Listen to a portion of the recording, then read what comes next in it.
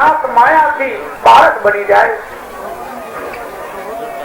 देवकी जुए से आओ दीकरो ने એને પારકે પાદર મૂકવો, આંખમાં આંસુ આવે, રુદન કરે, વસુદેવ મહારાજ આશ્વાસન આપે, પ્રભુની આજ્ઞા પાડવી જરૂરી છે, આ કામ રાત્રે ન થવું જોઈએ, પ્રાતકાળ થશે તો અનર્થ થઈ જાય।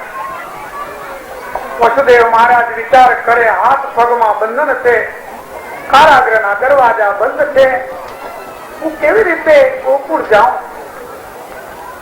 પરમાત્માને હાથમાં લીધા એટલે બંધન છૂટી ગયા।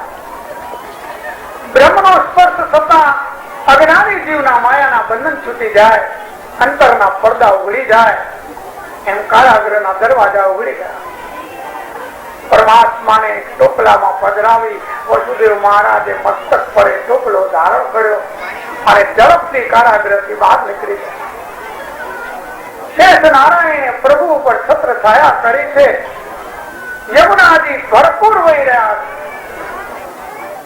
પણ વસુદેવ મહારાજે પ્રાણની પરવા કર્યા વિના એ યમુનામાં પડતું મૂક્યું। યમુનાજીનું જળ ધીરે ધીરે કંઠ સુધી આવી ગયું। પ્રાણની પરવા નથી વસુદેવજીને। પરમાત્માએ પોતાનો જમણો પગ યમુનાજીના જળમાં સ્પર્શ કરાયો તો યમુનાજીએ માર્ગ દીધો। વસુદેવ મહારાજ યમુના પાર કરી અને ગોકુળ આવ્યા તો અંધકાર, કોઈ જાગતું નથી, બધા નિંદ્રાધીન। જ્યાં માયાનું પરિબળ હોય વધારે ત્યાં મોહ રૂપી નિંદ્રામાં બધા સુતા રહે, આ અંધકાર અજ્ઞાન રૂપી। વસુદેવ મહારાજ વિચાર કરે, નંદ ભવન ક્યાં હશે? કોને પૂછો? કોઈ જાગતું નથી, અંધકાર, મને રસ્તો પણ સૂચતો નથી। પણ એને ખબર નહીં એ રસ્તો બતાવવા વાળો ભેગો છે, તમે ચાલતા રહો, વાંધો નહીં આ। વસુદેવજી ચાલતા રહ્યા એમને, અને ક્યારે નંદ ભવન આગળ આવીને ઉભા રહ્યા એની ખબર ન પડી। નંદ ભવન ના દરવાજા ઉગાડા હતા। વસુદેવ મહારાજ ઝડપથી અંદર ગયા, અંતરગ્રહમાં ગયા તો જશોદામાં પોડ્યા છે। ગાઢ નિંદ્રામાં એને કઈ ખબર નહીં, એની બાજુમાં એક નાની કન્યા રમી રહી છે। દેવક્યા શયનીનસ્ય વસુદેવો સુધારિકામ પ્રતિમંચ્ય પદોર્લોહ માસ્તિ પૂર્વવદાવ્રતા। વસુદેવજી મહારાજ દેવકીજીની બાજુમાં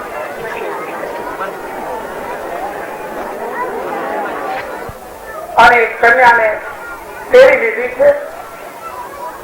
પ્રભુના દર્શન કરતા વસુદેવજીની આંખમાં આંસુ આવી ગયા। પ્રભુ, સાદા માણસ પોતાના બાળકને કોઈકને ઘરે મૂકવા જાય તો એને ભલામણ કરે, મારા દીકરાને સાંતવજો, બાળક છે, પણ અહીંયા કોઈને ભલામણ હું કરી શકતો નથી નાથ।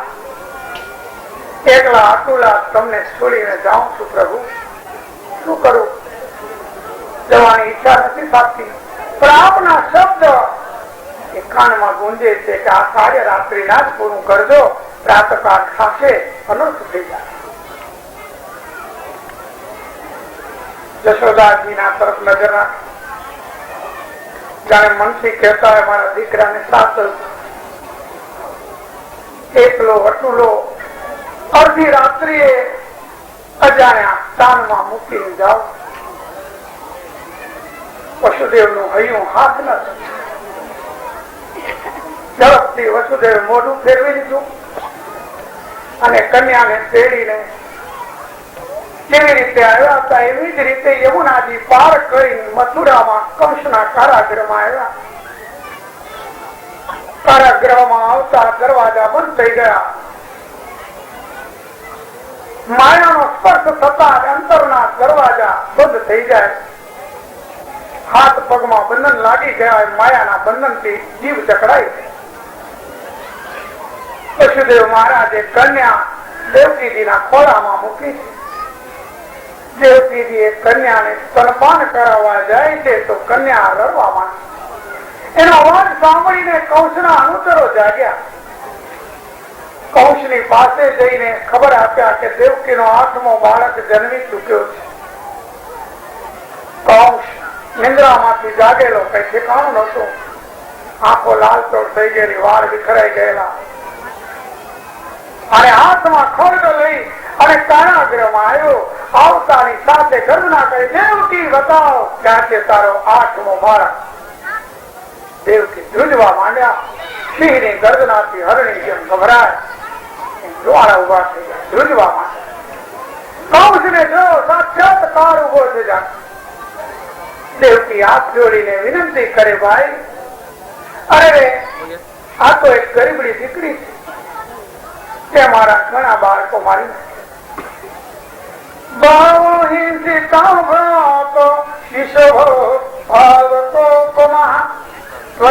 દૈવ નિસૃષ્ટિ પુત્રી કઈ કા પ્રદીયતા. તે મારા જે બાળકો માર્યા એ બધા બાળકોનું દુઃખ આ દીકરીને તું જીવતી રાખ તો હું ભૂલી ગઈ.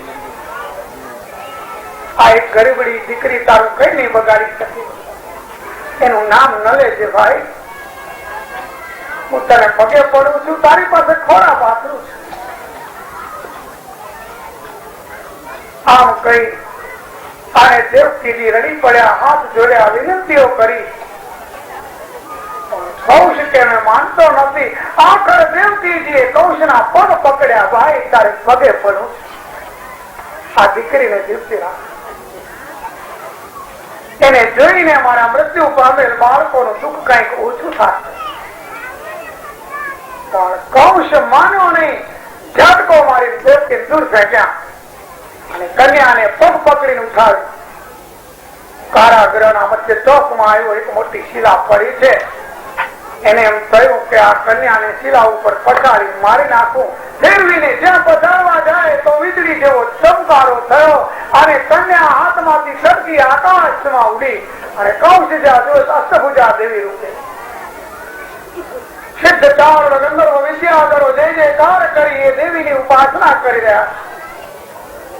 રેશમી વસ્ત્ર પહેર્યા છે, માથા ઉપર મુકટ ધારણ કર્યો છે, સુંદર પુષ્પોની માળા અને અનેક ધનુષ્ય, ત્રિશૂળ, તલવાર, ઢાલ, શંખ, ચક્ર, ગદા આદિ ધારણ કર્યા છે.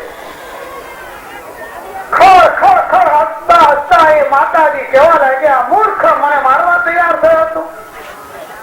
કિમ મયા હતયા મંડ જાત ખલુ તવાંત કૃત યત્ર કવ પૂર્વ શત્રુર મામેસી કૃપણાન વ્રતા. મને કોઈ મારી શકે નહીં જગતમાં. તારો શત્રુ તો ઉત્પન્ન થઈ ચુક્યો છે.